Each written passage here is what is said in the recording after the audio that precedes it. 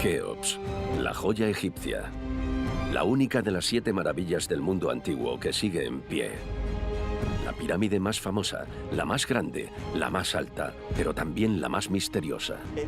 Su significado exacto al faltar textos no está claro, así que es un enigma.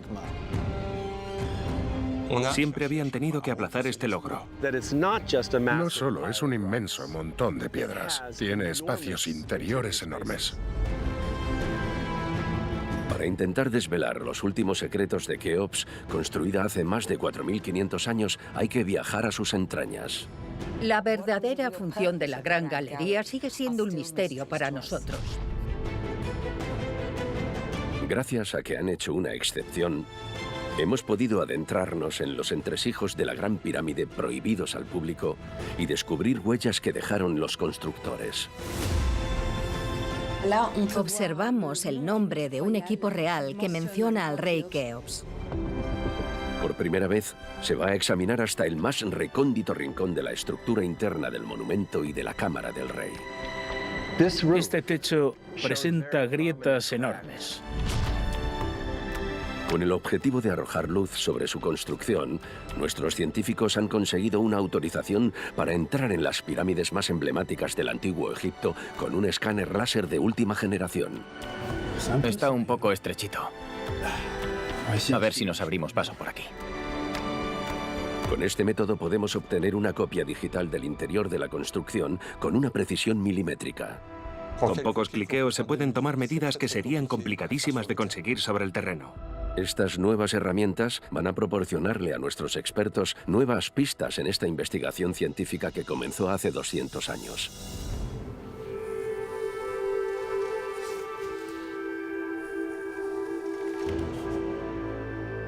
Franck Monnier es un egiptólogo francés con una trayectoria extraordinaria a sus espaldas. Fascinado por el Egipto de los faraones desde niño, dejó de lado su profesión como ingeniero para dedicarse en cuerpo y alma a su pasión, las pirámides.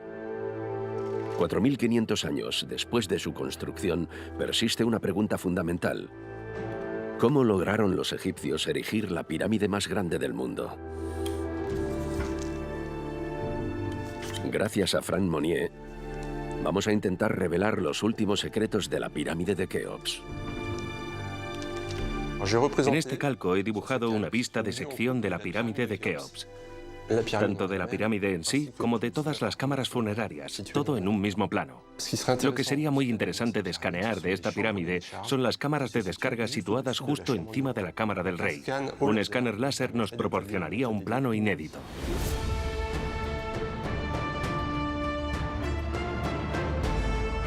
Situada en la meseta de Giza, a pocos kilómetros al sur de El Cairo en línea recta, la pirámide de Keops es inseparable de sus 2 hermanas pequeñas.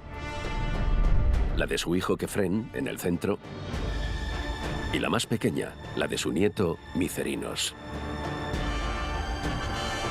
Un extraño animal de un tamaño monumental, con cuerpo de león y cara de humano, parece velar por las 3 maravillas de Egipto.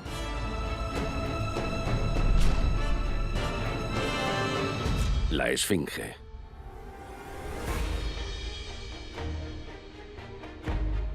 Mark Lehner, arqueólogo americano de renombre internacional, llegó por primera vez a la meseta de Giza en los años 70. Desde entonces no se ha ido e intenta descifrar los misterios impenetrables de estas pirámides. Creo que la meseta de Giza marca un antes y un después para toda la humanidad, porque Egipto fue una de las grandes civilizaciones del mundo. No obstante, esta postal solo recoge la punta del iceberg. Vamos a escanear las entrañas de Keops para tratar de explorar sus profundidades. Más enigmático aún, el interior de la Gran Pirámide guarda muchos secretos. La mayoría de la gente no sabe que justo encima de esta cámara hay otra cámara, con un suelo de las mismas dimensiones, pero que mide 1 metro de alto. Y luego hay otra, y otra, y otra, una pila de cámaras. El acceso a estas cámaras situadas sobre la cámara del rey está estrictamente prohibido. Desde hace más de 10 años, nadie ha podido grabar en esta zona de la pirámide. Pero con motivo de nuestra misión, las autoridades egipcias nos han concedido una autorización excepcional.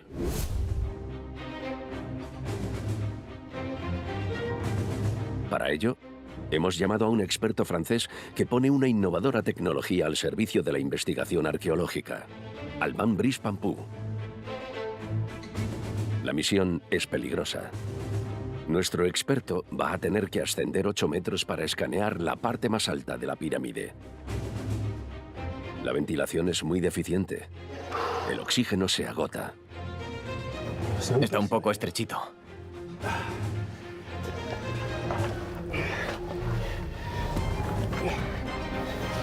No se puede pasar. Es imposible. ¿Qué hay ahí arriba? A ver si conseguimos abrirnos paso.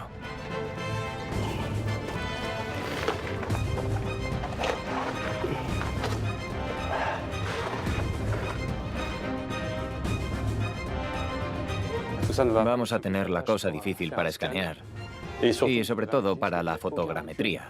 Porque no hay espacio y la cámara está llena de escombros, pero el escáner funcionará. Es uno de los escáneres LIDAR más pequeños del mundo. Gracias a sus rayos láser, esta nueva tecnología toma cientos de miles de medidas por segundo para modelizar el espacio en el que se encuentra. Alban Brice Pampou va a poder determinar las dimensiones con una precisión milimétrica y recrear virtualmente, por primera vez en la historia, los entresijos de la Gran Pirámide. No está siendo nada fácil. Está llena de escombros. El techo está muy bajo. Y mirad las grietas. Se hundió sobre uno de los lados y se rompió. Hay que ser confiado para pasar por debajo.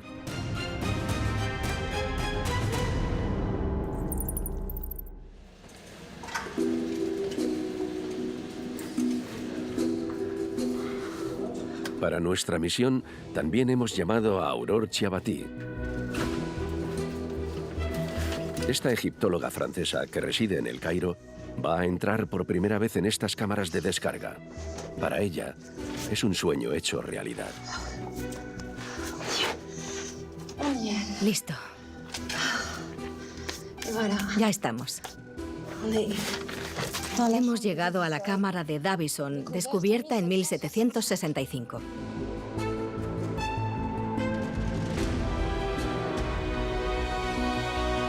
Muy pocos expertos han tenido la oportunidad de acceder a este sitio tan único.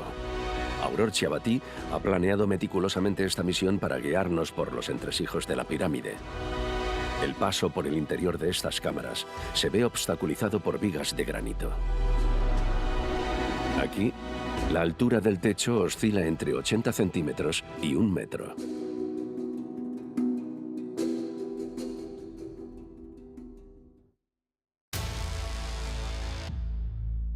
Nos encontramos en la cámara principal del edificio, donde yacerán los restos del rey. La Cámara del Rey es, sin lugar a dudas, una proeza arquitectónica. Está techada con enormes vigas de granito que pesan entre 40 y 80 toneladas. Pero no solo hay un techo, colocaron una sucesión de 5 techos sobre ella, imitando una especie de acordeón. Tenemos 1, 2, 3, 4 y el quinto está coronado por enormes bloques de piedra caliza a 2 aguas. Si sumamos la masa de las vigas que apilaron sobre esta cámara del rey, de las cámaras de descarga, obtenemos miles de toneladas de granito. Más de 4.000 años después de su construcción, todos se formulan la misma pregunta, una pregunta que los expertos no han zanjado. ¿Para qué servían estas cámaras de descarga? Actualmente existen varias teorías al respecto. Hay partidarios del simbolismo, es decir, que creen que estamos ante una estructura que se edificó como respuesta a un principio simbólico, que por cierto es bastante misterioso. Otros apuestan por algo más materialista, entre comillas. En otras palabras, consideran que la presencia de estas cámaras de descarga se debe a una necesidad estructural porque había que proteger la cámara del rey. La pregunta es, ¿por qué? ¿Por qué se tomaron tantas molestias? Decidieron elevar la bóveda a 2 aguas para impedir que ésta desviara las cargas a la gran galería situada justo al lado. Básicamente, una bóveda a 2 aguas más baja habría desviado las cargas y, sin duda, habría provocado el derrumbe de la gran galería al lado. Quizás se pasaron de ingeniería.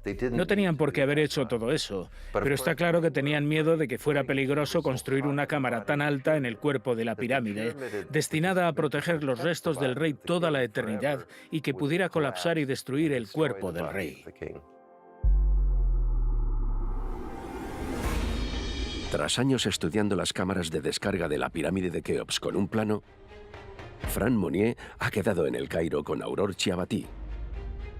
Después de varias semanas, los cientos de millones de datos registrados por el LIDAR han permitido recrear el interior de la pirámide en 3D. Empleando la técnica de fotogrametría con el LIDAR, podemos dar un paseo virtual como si estuviéramos ahí. Ya está lista la fotogrametría general que realizó Alban. Se aprecian muy bien los túneles por los que pasamos para acceder a las cámaras de descarga, además de los 8 metros de subida para llegar al primer túnel. Luego, cuando subimos por las chimeneas, pudimos apreciar que eran mucho más caóticas. Se ve claramente. Por los explosivos del coronel Weiss.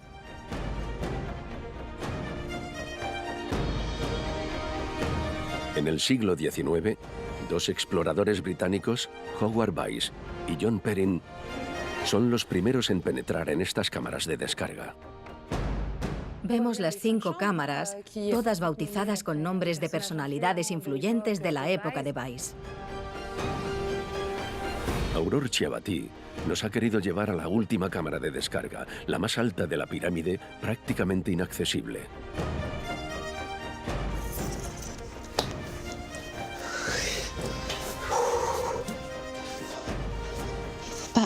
Más vale no tener vértigo. Es una absoluta pasada. Lo peculiar de esta sala es que cuenta 2 historias. La historia de los obreros que construyeron la pirámide y la historia de los visitantes que entraron en estos espacios abiertos desde 1837 hasta los años 20. ¿Estos grafitis modernos que invaden la cámara están tapando marcas de los constructores? ¿Qué nos cuentan? Estos grafitis los hicieron los visitantes con el humo de sus antorchas. Lo aprovecharon para escribir su nombre y una fecha, o incluso su identidad, su estatus o su procedencia.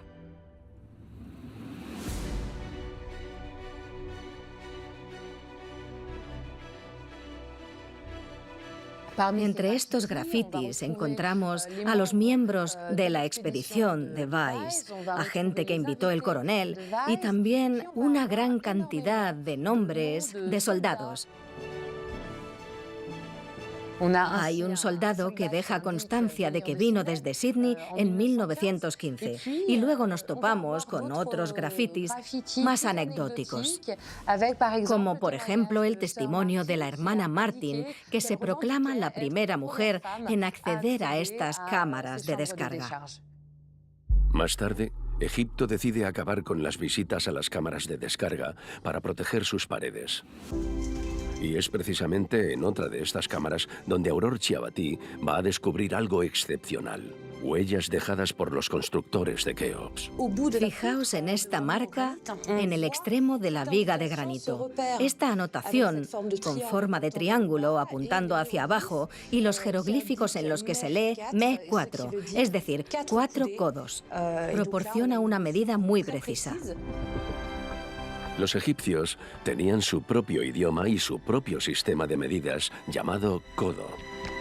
El sistema de medida egipcio no tenía nada que ver con el metro, que es una invención mucho más tardía. Su sistema se basaba principalmente en el codo. No existía un valor exacto de un codo para todo el país. Cada región tenía su propia medida de referencia. Quizá en un sitio un codo midiera 52,3 centímetros y en otro 52,5. El codo, utilizado como referencia para construir la obra maestra de Keops, es único. Se trata del codo real. solo es visible en esta cámara de descarga. Es increíble que gracias al escaneo que está haciendo Alban ahora mismo, vayamos a poder comparar las medidas tan precisas que nos facilita la fotogrametría con las medidas que indicaron durante la obra. Y de esta forma poder calcular con precisión el valor exacto del codo real utilizado en la construcción de la pirámide. Este codo real fue la llave maestra que permitió a los arquitectos diseñar el monumento. Y que posibilitó a los constructores erigir esta pirámide que se acerca a la perfección.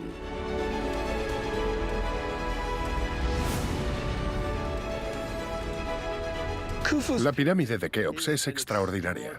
Con Keops retrocedemos casi al principio de la tradición de las pirámides y aún así se trata de la más grande, la más imponente, la mejor construida y una de las mejores conservadas. Hasta hace muy poco era el monumento más grande jamás construido por el hombre. La primera vez que la vi, pensé que era una montaña natural. Pero entonces tu cerebro te dice que no, que está hecha por el hombre.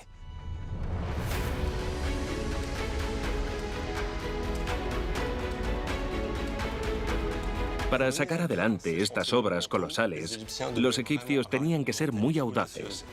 Les encantaban los retos. Cuanto más grandes eran, más se esforzaban para poder superarlos.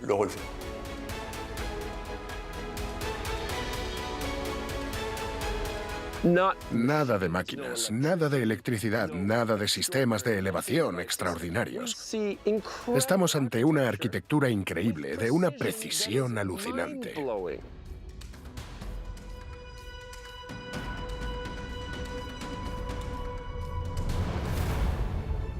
Cuando Keops hereda el trono ya contaban con un siglo de experiencia en la construcción de pirámides, pero siempre habían tenido que aplazar este gran logro. Fue una especie de carrera hacia la inmensidad, y con Keops llegaron a la meta de esa carrera. Es un monumento increíble y muy preciso. Pero su significado exacto, al faltar textos, no está claro. Así que es un enigma. Un enigma. La Gran Pirámide, que se alza majestuosa ante nosotros, aún guarda muchos secretos. Pero si hay algo incluso más enigmático que el edificio, es su creador, el rey Keops. ¿Quién es este hombre que decidió desafiar la eternidad mandando construir la tumba más grande de la historia de la humanidad? Parece ironía que sepamos tan pocas cosas sobre el constructor del que posiblemente sea el monumento más grande del antiguo Egipto. La única estatua que conocemos que lleva su nombre es así de grande. Probablemente no la hicieron durante el reinado del faraón.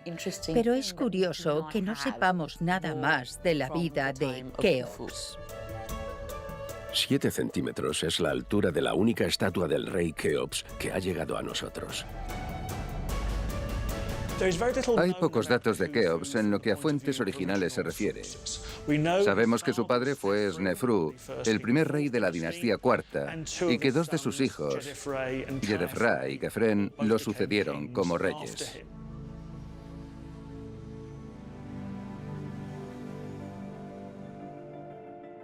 Según los historiadores griegos, no era buena persona ni un gran rey. Los cuentos populares lo presentaban como una especie de tirano. Las historias que contaba el viajero Heródoto hablaban de un rey que cerraba templos y que obligaba a la gente a trabajar para construir su pirámide.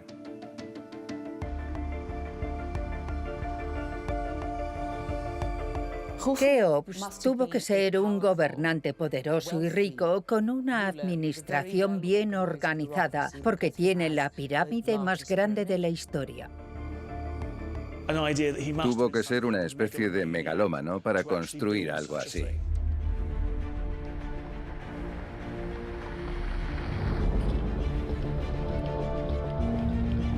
Esta no es la primera visita de Frank Monnier a la meseta.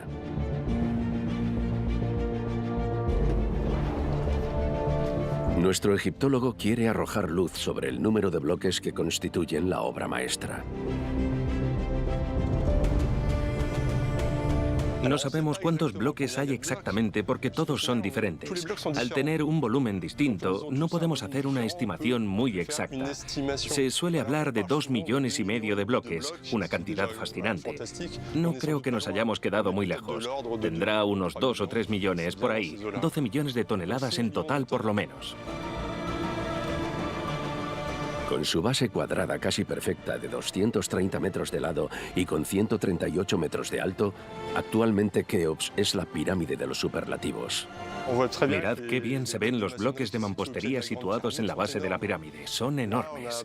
Hay muchos metros cúbicos. No sabría dar una estimación muy precisa, pero en principio diría que entre 5 y 10 toneladas. Por ahí va la cosa.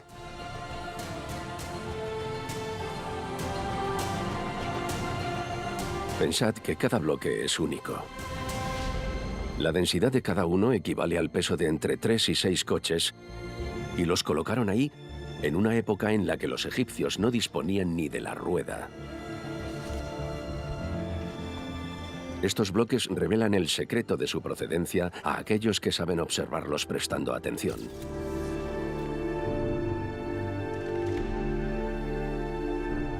En este bloque advertimos detalles interesantes. Nos cuenta de dónde procede la roca caliza del bloque gracias a los fósiles que la componen, todas estas conchas y erizos de mar. De hecho, se llama caliza nummulítica, y esta piedra caliza con fósiles la encontramos por toda la meseta. Giza. Los reyes del antiguo Egipto no eligieron este lugar por casualidad. Se trata de una meseta rocosa ideal para construir lo que iba a convertirse en el emblema de Egipto.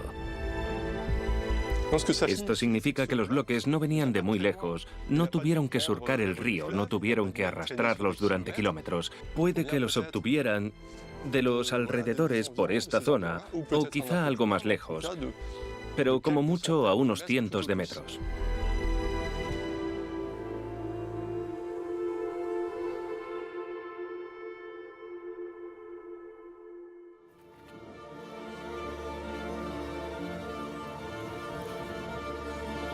Por primera vez en su carrera, el egiptólogo estadounidense Stephen Harvey tiene la suerte de disfrutar solo de este mastodonte egipcio, normalmente repleto de turistas. Es extraordinario poder estar solo delante de una de las maravillas del mundo antiguo, la pirámide de Keops. Sorprendentemente, el edificio que se alza ante nosotros y en el que todo el mundo piensa cuando hablamos de las pirámides no es para nada representativo de lo que construyeron los egipcios. Si estuviéramos en la época de Keops, no estaríamos contemplando una pirámide con este aspecto, sino una pirámide perfecta. La habrían cubierto meticulosamente con piedra caliza blanca, revestimiento que habrían pulido hasta obtener un blanco brillante. No habría ninguna entrada visible, porque por supuesto, todas las mantenían en secreto.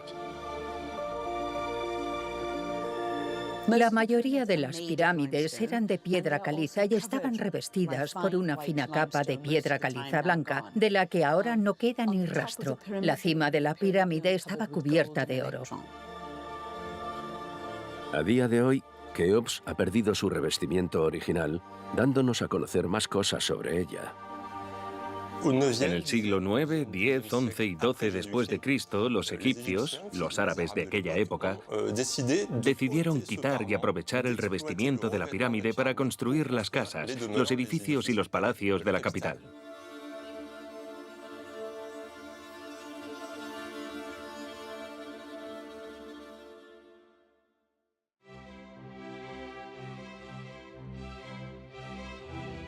Esta operación sacó a la luz lo que cubría la entrada de la pirámide, la bóveda ubicada a 17 metros de altura. Esta entrada original tenía una bóveda a 2 aguas, formada por piedras gigantescas inclinadas para desviar el peso de la pirámide. En la actualidad, esta bóveda a 2 aguas ha desaparecido prácticamente, ya que la desarmaron los canteros de la Edad Media, pero aún quedan algunos bloques. Estos bloques supervivientes pesan entre 5 y 7 toneladas cada uno. Pero ¿por qué construyeron los egipcios una bóveda como esta? Nadie lo sabe. Franck Monnier es el primer egiptólogo en dar con una explicación plausible. Hay varias explicaciones posibles. La primera es estructural. Una bóveda debe proteger estructuralmente un espacio, un corredor, de las cargas que caen sobre él. Luego tenemos la explicación simbólica. Esta bóveda, por su forma, podría simbolizar, por ejemplo, una puerta de doble hoja, una puerta doble que se abre para subir al cielo, al más allá. Una bóveda celeste. Esta explicación se basa en la razón de ser de una pirámide, que el faraón suba al cielo y se transforme en una estrella para la eternidad.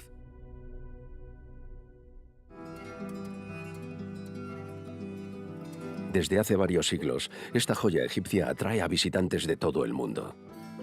Actualmente la entrada al edificio está más abajo. Este acceso data de la época en la que Bagdad era la capital del califato abasí. Según las leyendas, es posible que el califa Al-Ma'mún, en el siglo IX después de Cristo, perforara la pirámide y una de las aperturas que vemos hoy en día seguramente sea el resultado. Incluso se incluyen historias en las 1001 noches sobre el califa Al-Ma'mún y esta especie de invasión en búsqueda de tesoros.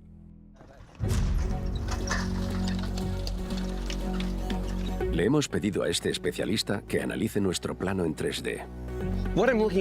Lo que estoy viendo en el ordenador es un plano del interior de la pirámide de Keops.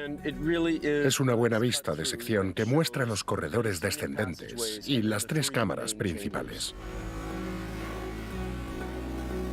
En el plano se ve realmente lo grande que es y la altura que alcanzaron. Las cámaras funerarias de la pirámide de Keops son muy peculiares. No hay otra distribución igual en ninguna otra pirámide. ¿Pero por qué? Básicamente porque hay cámaras que están bajo el nivel del suelo, otras un poco por encima y otras muy por encima. Se trata de un proyecto sin precedentes ni equivalentes. Desde el exterior, la estructura de la pirámide de Keops parece sencilla. Sin embargo, contrasta con el interior, que es de una extraña complejidad. Mark Lehner nos va a guiar por este gigantesco laberinto. En la pirámide de Keops hay varias entradas y una de ellas lleva a una cámara en el lecho de roca bajo tierra que no está terminada. Parece que abandonaron esta cámara en plena construcción. ¿Qué se le pasó por la cabeza al rey Keops? No me convence, no me gusta. Mejor vamos a subir más arriba en la pirámide. Entonces construyen el corredor ascendente y el corredor horizontal a la cámara de la reina. La cámara de la reina está casi terminada. Solo les queda pulir un poco el suelo. Cabe señalar que es bastante probable que la llamada Cámara de la Reina nunca albergara los restos de una reina. Básicamente, este es el nombre que se inventaron los locales en la Edad Media para que, al llevar a los occidentales a visitar el monumento, pudieran contarles la historia de que enterraron a la reina ahí, pero se lo inventaron por completo. Y entonces llega Keops y dice, ¿sabéis qué os digo? Tampoco me gusta. Vamos a subir más. Esta distribución interior es desconcertante.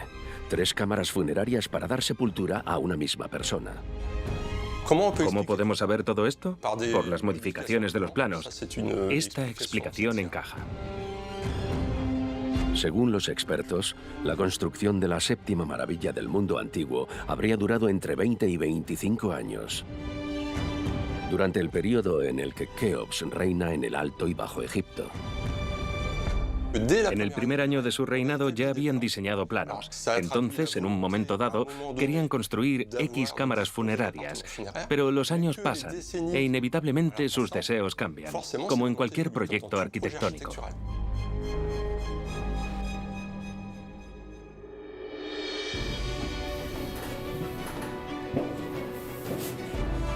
Para acceder a la cámara funeraria del rey Keops, hay que ascender bastante.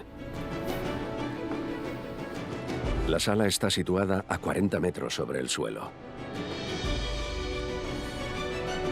Estamos en el corazón de la pirámide. Esta es la cámara del rey.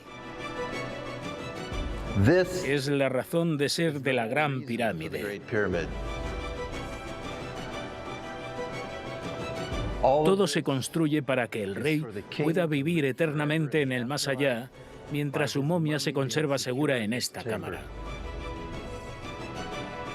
Y en este sarcófago es donde depositaron la momia de Keops.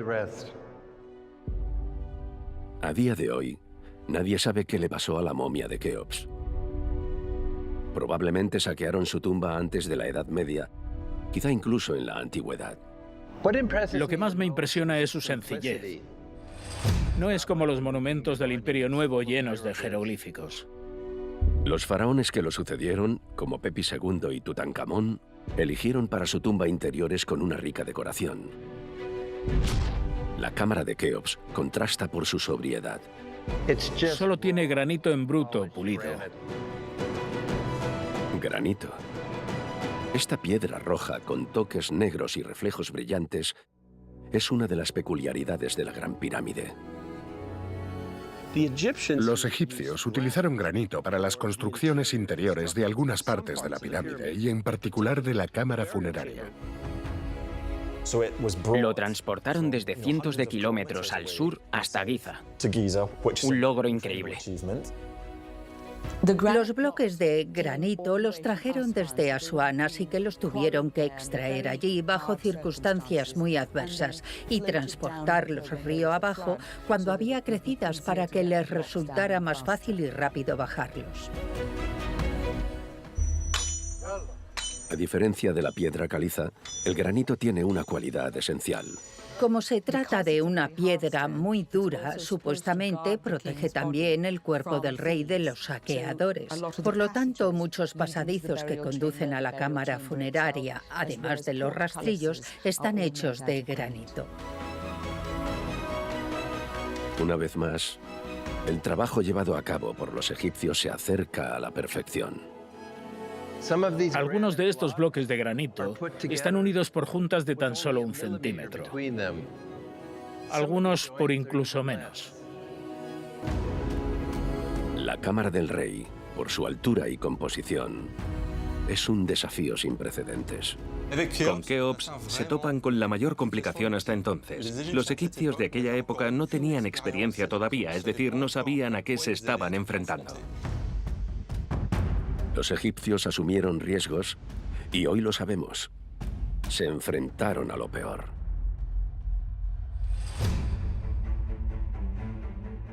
Como si de una escena del crimen se tratase, Mark Lehner nos hace una autopsia de la cámara del rey. Este techo presenta grietas enormes. Sobre todo allí arriba, en la esquina sureste. Hay pruebas de que estas grietas se produjeron durante la construcción.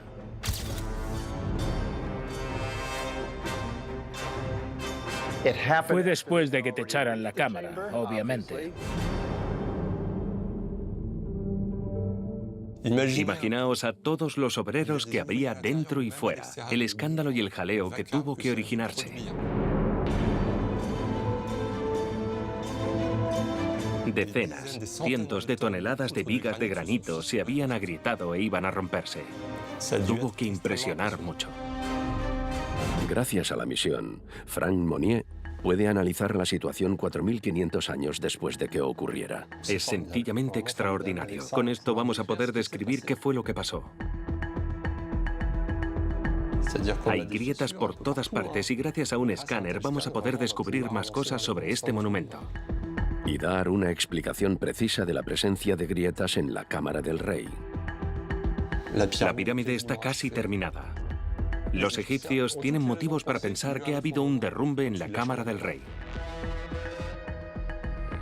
Pongámonos en la piel de los obreros y de los técnicos que tienen que inspeccionar el monumento después del incidente. Tienen que tener mucha sangre fría. Porque antes de avisar al faraón, si hay que avisarlo, o al visir, necesitan asegurarse de qué está pasando y qué daños podrían ocasionarse. Los egipcios solo pueden asegurarse de una forma, excavando un túnel a toda prisa. A ver, si mido esto... Pone 6-7 metros. Medía unos 6 o 7 metros, o sea que excavaron un túnel de 6 o 7 metros de longitud. Hay que tener en cuenta que cuando empezaron a excavar el túnel estaban muy agobiados porque necesitaban saber qué había pasado y qué daños podían ocasionarse. Tenían que actuar urgentemente y excavar a gran velocidad para poder evaluar los daños y determinar qué iba a pasar a continuación. Al descubrir la primera cámara de descarga encima de la cámara del rey intacta, podemos imaginarnos el alivio que sintieron los trabajadores de Keops. Otro enigma que dejaron sobre las paredes de la cámara del rey no se había resuelto hasta nuestra misión. La prueba de que pusieron puntales de cedro son estas grandes manchas negras distribuidas por la mayoría de las vigas del techo. ¿Por qué aparecen estas manchas negras? Se han formulado dos teorías y, hasta nuestra misión, el debate no se había zanjado. La primera es que las manchas aparecieran como consecuencia del arrastre de estas vigas de granito para transportarlas. En otras palabras, que llevaran las vigas sobre un trineo, tal vez sobre cuñas, durante varias semanas o incluso meses, desde Asuán hasta Giza, y que sufrieran una especie de fricción que provocara que la resina de la madera del transporte manchara las vigas.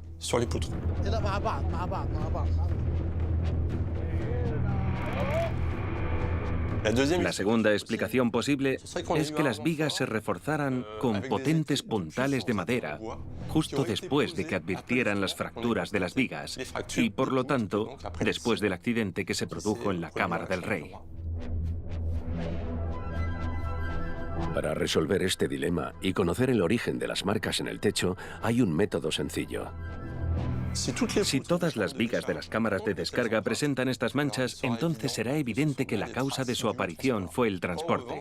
En cambio, si las manchas solo están en la cámara del rey, podremos demostrar que son características de esta cámara y que son el resultado de una intervención posterior.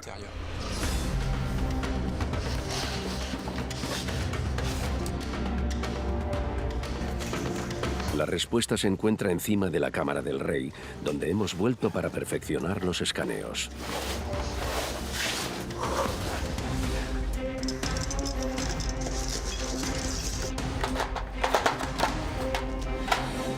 Con nosotros, la egiptóloga Aurore Chiabati y Alban Brispampou, experto en arqueología digital, quienes van a hacer todo lo posible por confirmar o desmentir la teoría de Franck Monnier.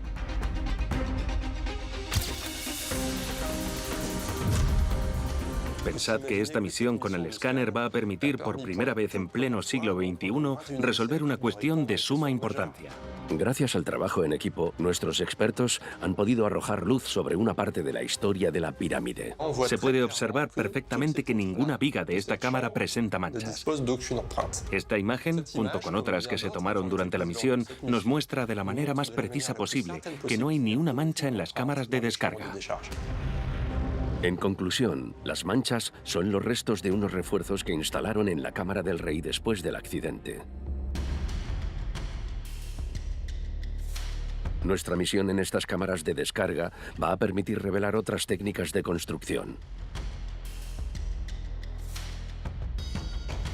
Y es gracias a la investigación de Aurore Chiabati que se recorre todas y cada una de las cámaras por la que vamos a descubrir pistas sobre la construcción de esta obra maestra. Es una pena que las vigas estén cubiertas de escombros, de piedra caliza y de arena, porque nos impiden ver las posibles líneas de construcción que estarían dibujadas sobre ellas. Tiene que subir a la penúltima cámara para dar con esta nueva pista.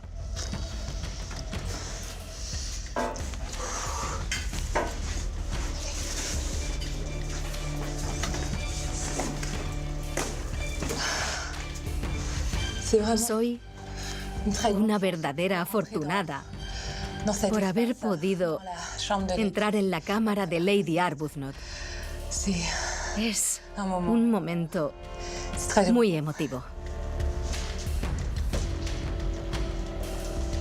Es muy interesante lo que tenemos delante. Hay distintas medidas, indicaciones de medidas y marcas, líneas de construcción. El espectáculo está servido. Nuevas marcas de los constructores. Está la línea de construcción mediana, una indicación que permite alinear los elementos durante la construcción.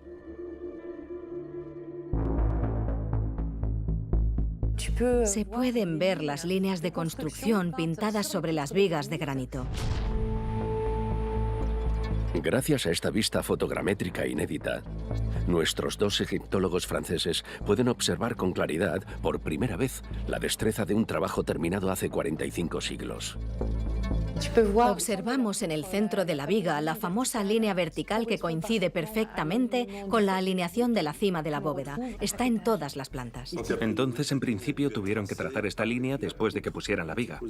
Sin duda, sí, para guiar y facilitar la correcta elevación y orientación del monumento. Para que todas las plantas estuvieran al mismo nivel y que no hubiera ninguna diferencia. La principal dificultad era conseguir por fin una estructura que permaneciera perfectamente recta en vertical, así que no podía haber diferencias de una cámara a otra. Y estas líneas trazadas en las vigas son líneas que trazan en medio de una cámara de descarga para poder posicionar la cámara de descarga superior siguiendo las mismas líneas. Y ahora todas se superponen perfectamente.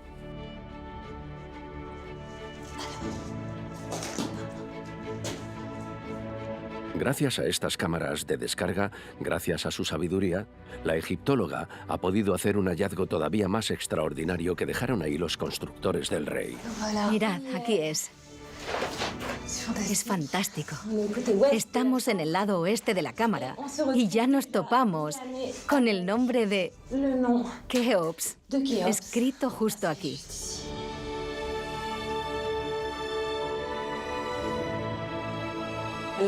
También observamos el nombre de un equipo real que menciona al mismísimo rey Keops por su nombre. La inscripción está al revés. No la hicieron para poder leerla, sino para que fuera útil en un momento dado. Y por eso está escrita al revés. Para los expertos, estas marcas adquieren una suma importancia. Lo que me interesaba era poder observar estas marcas de los obreros. Las marcas son funcionales, no son ornamentales. No son jeroglíficos dibujados o tallados con esmero sobre la piedra. Son marcas dejadas con un pincel, con tinta roja y con prisa, que tenían la función de indicar qué equipo trabajaba sobre qué bloque. Los misterios que esconden estas cámaras de descarga fueron descifrados por primera vez en el siglo XIX. El explorador John Perrin dejó constancia de sus hallazgos en un libro.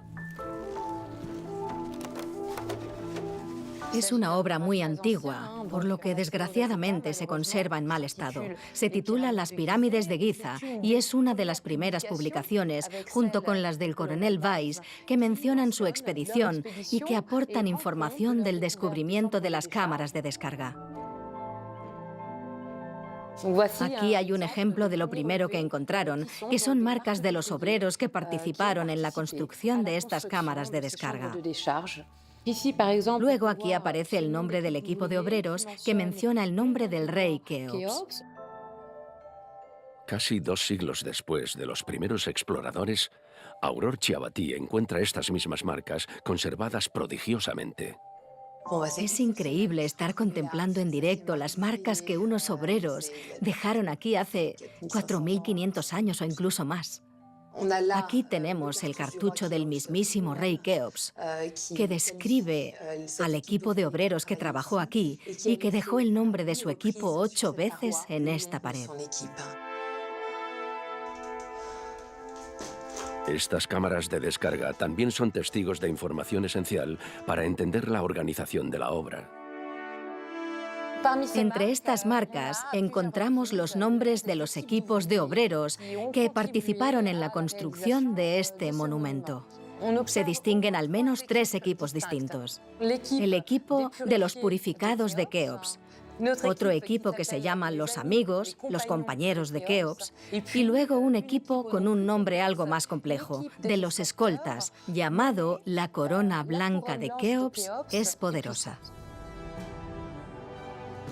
Estos nombres de los equipos nos dan la impresión de que se disputó una especie de competición durante la construcción, y en realidad tiene sentido si lo pensamos. Al tener que batir récords, necesitaban que todo el mundo estuviera motivado al 100%, incluso al 300%, para poder ser capaces de tener listo un monumento para cuando terminara el reinado. A cada equipo le encomendaron una misión. Un equipo se encargaba de la pared norte, otro equipo se ocupaba de la pared sur y otro se dedicaba a la construcción de la bóveda a dos aguas de la cámara de Campbell. Estos testimonios de obreros anónimos que han sobrevivido durante siglos hasta llegar a nosotros también cuentan una aventura humana colectiva. Es posible que los obreros y los técnicos se dieran cuenta mientras trabajaban en la construcción de que este monumento también era, en cierto modo, para ellos. Era como aportar su granito de arena, dejando grabada una parte de ellos. De esta forma, ellos también accederían a la eternidad junto a su faraón.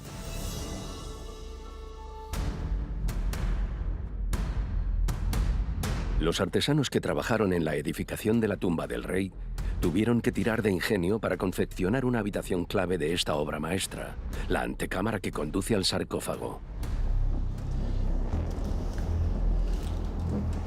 Tenían que proteger el cuerpo del faraón, porque los egipcios creían que la momia era un imán, como una especie de ancla del espíritu que preservaba la fuerza vital del rey. Toda la civilización egipcia se basa en una creencia: la vida después de la muerte. Todos estaban unidos al faraón. Los miembros de la corte, la plebe y toda la gente de Egipto también tenían un lugar asegurado en ese mundo después de la muerte. Pero si profanaban la momia del rey, la conexión entre este mundo y ese mundo se rompía. Por lo tanto, lo más importante era proteger los restos del rey. Los egipcios tuvieron que aguzar su ingenio para cumplir esta tarea. Es como una gigantesca máquina primitiva. Es una cerradura gigante que cerraba la puerta de la cámara del rey. Era la primera línea de defensa ante los ladrones. Arriba hay un saliente con cortes semicirculares para acoger inmensos troncos de madera. En esta pared tenemos canales semicirculares para las cuerdas. Aquí, en esta pared de granito, tallaron barras, crearon ranuras para que grandes losas de granito se deslizaran y se deslizaran. Estaban controladas por las cuerdas enrolladas a los troncos gigantes. Este sistema de rastrillos no era la única defensa. Otro espacio de dimensiones sin precedentes en la historia del antiguo Egipto también desempeñó un papel. Cuando estás dentro de la Gran Galería, sientes que estás en un espacio casi como una catedral de grande. Es inmensa. Siempre he creído que uno de los mayores logros de los arquitectos egipcios fue crear un espacio interior en una inmensa montaña de piedra. Es absolutamente extraordinario. Con sus 40 metros de largo y casi 9 metros de alto, es el mayor espacio arquitectónico construido hasta la Edad Media. Estamos en el fondo de la Gran Galería. Es una de las maravillas del mundo antiguo. Es un corredor con más de 8 metros de alto, inclinado 26 grados y tiene una bóveda con ménsulas. Extendieron cada hilada de piedra unos centímetros hacia adentro, progresivamente, hasta llegar a la cima. ¿Cuál es la función de esta gran galería? De nuevo, incluso los mayores expertos no pueden decidirse. Uno se sigue preguntando, ¿por qué la Gran Galería? Puede que fuera un parking para los bloques de taponamiento. Este espacio habría servido de almacén que estaba esperando la última fase, la que completará la pirámide. Después de bajar los rastrillos de la antecámara bloqueando el acceso a la cámara del rey, creemos que los obreros descendieron hasta el fondo de la gran galería, soltaron los frenos de los troncos y... Los bloques de taponamiento se deslizaron hasta el corredor ascendente. Solo queda una pregunta. ¿Cómo salieron los obreros después del cierre absoluto de la gran galería? Una vez que dejaron caer esas piedras, nadie podía salir. Por supuesto, hay leyendas que cuentan que los trabajadores murieron de hambre dentro. Pero en realidad, idearon un camino para escapar a una de las cámaras inferiores. Al hacer esto, permitieron a los trabajadores, quizá una vez enterrado el faraón, salir por la entrada. Este espacio, con su extraordinaria bóveda, podría haber tenido también una función simbólica. La verdadera función de la Gran Galería sigue siendo un misterio para nosotros. Creo que refleja lo que los egipcios sentían y pensaban acerca de la unión del rey como ser divino con el cielo.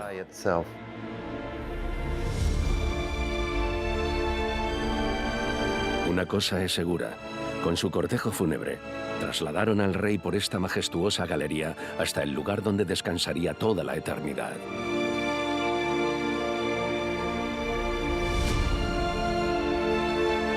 Keops emprende su largo viaje al más allá, dejando en el mundo de los vivos un legado incomparable.